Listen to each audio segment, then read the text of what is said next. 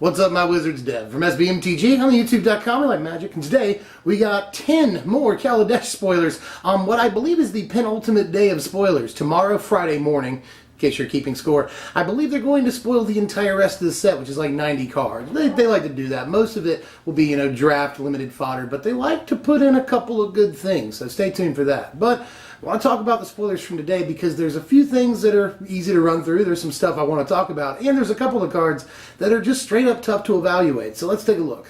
First of all, Chief of the Foundry's back. Chief of the Foundry, everybody. I've seen a couple of people in the comments be like, man, it sucks Chief of the Foundry's rotating. Well, here it is. It's right here. So that's really, really awesome to have you back, buddy. Glad to see you. You're cool. Here's Foundry Inspector right here, though. He's 3 generic mana for an artifact creature construct. He's a 3/2, and artifact spells you cast cost 1 less to cast. Now, I could talk about this face 50, but my actual reaction to this just boils down to yes! Yes! Yes! This is Workshop Assistant right here. I could talk more about Inspector. He's obviously awesome, but Workshop Assistant is 3 generic for an artifact creature construct. He's a 1/2, and when he dies, return another target artifact card from your graveyard to your hand. Well, this is reminiscent of Dutiful Attendant, but it just says artifacts instead of creatures, basically. I believe it has the same power and toughness and everything. And in draft, this is going to be very, very good. I like that it's at the common level, too, so you'll see a couple of them, very likely. So I do think the card has a lot of limited applications. It's obviously awesome in this environment.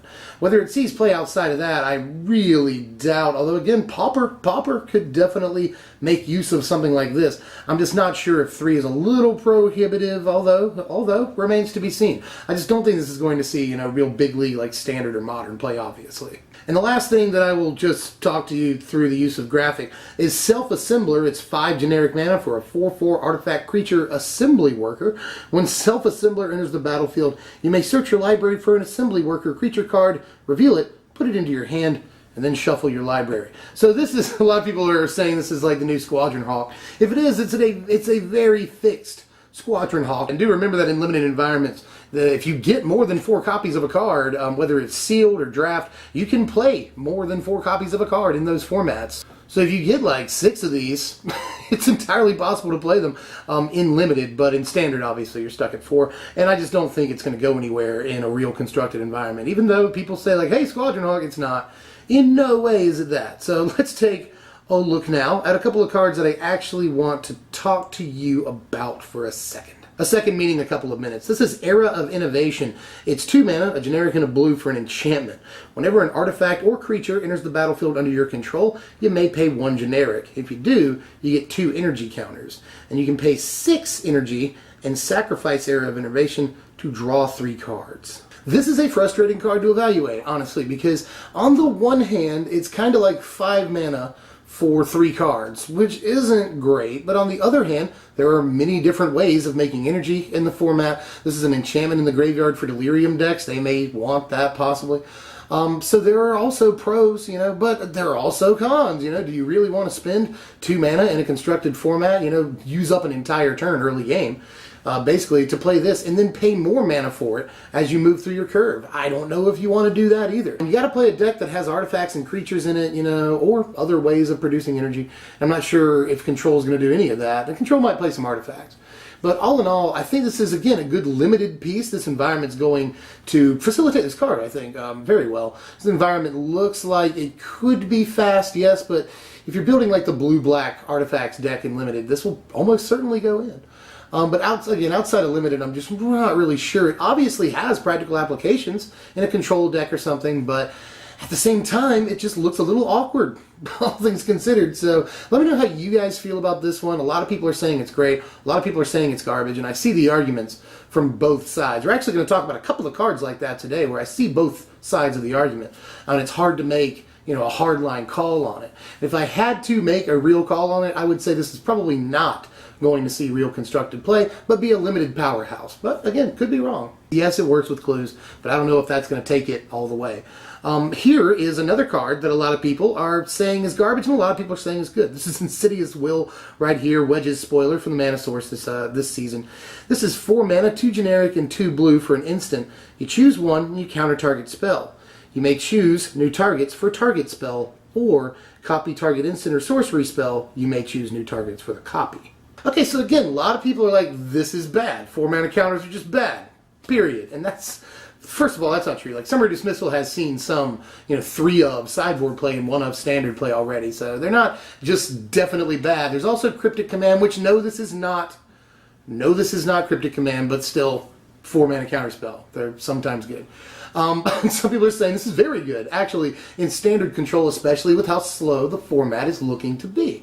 Although I'm not sure, again, if that's a true statement, because the vehicles deck looks very fast. Mono White Humans looks okay right now. The equipments deck looks really fast. Not sure if it's going to make it, but it does look really fast. We're losing Languish in the format, and that could, help aggro out a great deal. So I know I'm babbling a little bit about this card, but I really want to talk about the different pros and cons. But the con side of the argument just basically boils down to 4-mana counterspells are bad.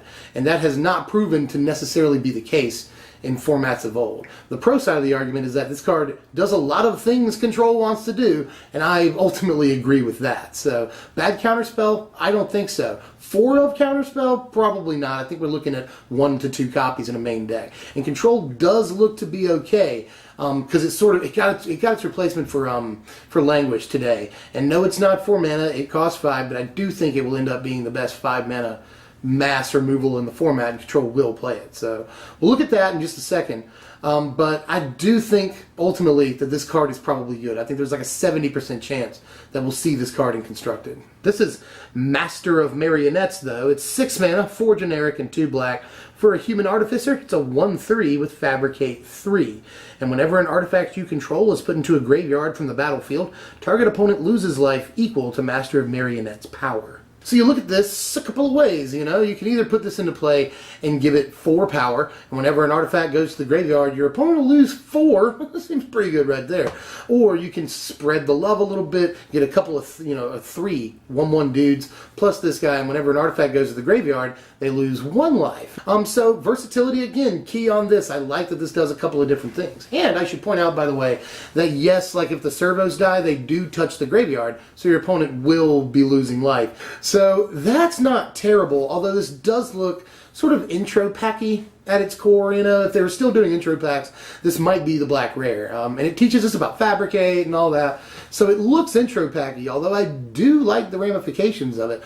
I feel like they may have priced it out of doing anything real, although we do have Cryptolith Right in this format, so there's always a chance, right? I mean, you can play this pretty early with Right. But again, I'm just not sure that it's going to be worth it. Maybe an Artifact Aristocrats build that also uses like Zulaport Cutthroat. Something, and I'm going to try and make that work. But ultimately, I feel like this card is way priced out. Here's Fairgrounds Warden. It's 3 mana, 2 generic, and a white for a 1/3 Dwarf Soldier. When Fairgrounds Warden enters the battlefield, exile target creature an opponent controls until Fairgrounds Warden leaves the battlefield. I have traditionally really liked creatures like this. I like Banisher Priest, I like Fiend Hunter, although I do think Fiend Hunter is the ultimate king of creatures like this because you can exile the creature forever if you stack the triggers correctly, basically. So that will just always be the tippy top. This is still worded like Banisher Priest to where it gets around that. You can't, through verbiage and wizard use of the rules, exile the creature forever. You can't do that. But as far as, comparing this to Banisher Priest, sure, Banisher Priest attacks a little bit better. But this has Fiend Hunter's PT, meaning it'll stick around a lot longer. You can't, you can't be shocked. It can't be dealt 2 damage by burn. Can't be twin bolted, whatever. So that's also good. And it's easier to cast than either of the other 2 cards. Much more splashable, which will have a lot of implications in a limited environment. Whether this sees standard play, I'm not 100% sure, but cards like this absolutely can. So I would not put it past it. I am a fan. Here's Syndicate Trafficker right here. It's 2 mana, a generic, and a black. For an Aetherborn Rogue, it's a 3/1. And you can pay 1 generic and sacrifice an artifact to put a +1/+1 counter on Syndicate Trafficker. It gains indestructible until end of turn. Well, this works pretty well with creatures that have Fabricate stuff. It works pretty well with Scrap Heap Scrounger, too. We just spoiled that card the other day. All in all, this looks pretty good, man. 2 mana, 3 power guy, not terrible. Not usually terrible. I love the art, but aside from that, the actual functionality of the card, let's talk about that for a second. Yes, this is another thing for the black-based artifacts deck, but it's starting to look harder and harder to figure out how we're supposed to put all of these different pieces together. I do like that this guy can both protect himself from removal and pump at the same time, a perma pump too, +1/+1 counter. But you have to temper that with the fact that right now Grasp of Darkness and Declaration in Stone and Anguished Unmaking, these are all very, very popular pieces of removal in this format, and all of them get around his indestructibility. And yeah, you could pump him up past the Grasp of Darkness, but that's really, really hard to do. 4 different pumps on him. But, you know, 1 generic mana is not too much to ask. Sacrificing an artifact, maybe. I like that you can sacrifice artifact creatures, obviously, and there are multiple ways of bringing those back. So, all in all, I think the card has a lot of playability to it, just will it find the right home? And I've asked that question so many times lately that all these cards will probably find some kind of home. It's kind of exciting, because there's a lot of, you know, build space here, and like, I like it because it sort of works into the flavor, you know, we see all these weird cards, and we gotta figure out how to assemble the working parts and make these decks work, you know? So it sort of plays into the whole theme of invention and ingenuity and making stuff, you know? And putting together a bunch of parts to make something more than the sum of the parts. So that's always Magic, right? But I really think they've nailed it with the design of this set. I mean, it's got a lot of players being like, what? I like that. And this card is just something to add to that. You know, it's obviously, functionally, a good card. It can pump itself at instant speed while protecting itself at instant speed. That's really, really good. But what does it fit into? So, do think the card is good and probably will find some sort of shell. I just think there's so much more to come both in this and Aether Revolt that some of these cards may have to wait a minute before they get truly viable. But this is one of my favorite cards of the day. This is Fumigate, right here. It's 5 mana, that's 3 generic and 2 white for a sorcery. Destroy all creatures. You gain 1 life for each creature destroyed this way. So by the way, just based on the art and the flavor text, this is how the Inventor's Fair ends. They fumigate the place with a giant airship. And that's horrifying, right? I'm not sure why with that flavor you'd gain 1 life for each one. Maybe because you're killing all the gremlins. Who knows? Flavor's fun sometimes, but functionality, again, is what's important. And this, I think, may be one of the best 5 mana kill everything spells I've ever seen, honestly. In Standard, I do think that there is a decision between this and Planar Outburst, because Planar Outburst will get control decks. A creature, you know, Planar Outburst can sometimes function as both a board wipe and a finisher, which is really good. But this, on the other hand, is awesome against both aggro and especially tokens-based builds. Ridiculous against tokens.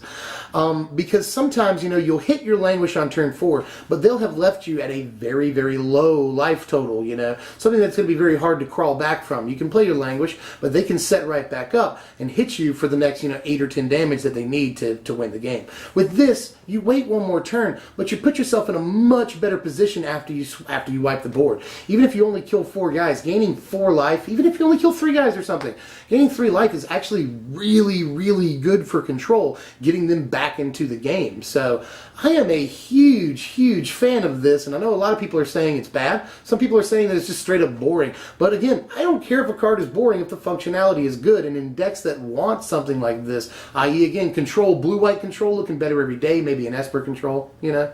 But in a control deck, they want this all day, especially, again, if you're against a wide board of tokens. It doesn't matter that they still have their Nissas and their Gideons out. It'll help you. It won't help you that they have their Nissas and Gideons out. This will help you a lot, because sure, they can set right back up the next turn, get a couple of tokens out there, but you just gain like 4 or 5 life or more a lot of the times. So sure, they get to set right back up, but you get the extra couple of turns that you need to help, you know, turn the corner and put the game in your own favor. So I like this card a lot, if you can't tell, and I think it's going to be very important.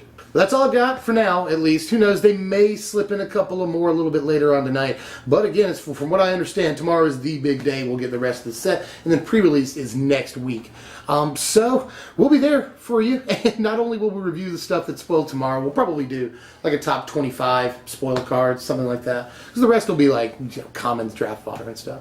But we'll get to brewing. I'm already working on a couple of things, most of which are Boros. I'm working on big Boros, which is a lot of really expensive stuff, casting cost-wise. I'm working on 2 different Boros aggro decks, equipments, and vehicles. So I got a lot of Boros. I'm also working on some control decks, Esper and Blue-White. Already talked about that. I'm working on Mardu, Grixis. So I'm working on a bunch of stuff right now. Let me know all the stuff you want to see, and I will get to it. It is brewing season, ladies and gentlemen, and I couldn't be happier. So I will see you guys next time. If you enjoyed the content, like it, share it and comment on it. I want to know where I screwed up, what I missed, all that. And if you like a card I liked, you can also tell me that. That'd be nice of you. And I will see you guys later. I'm Dave from SBMTG. Thanks for watching, my wizards.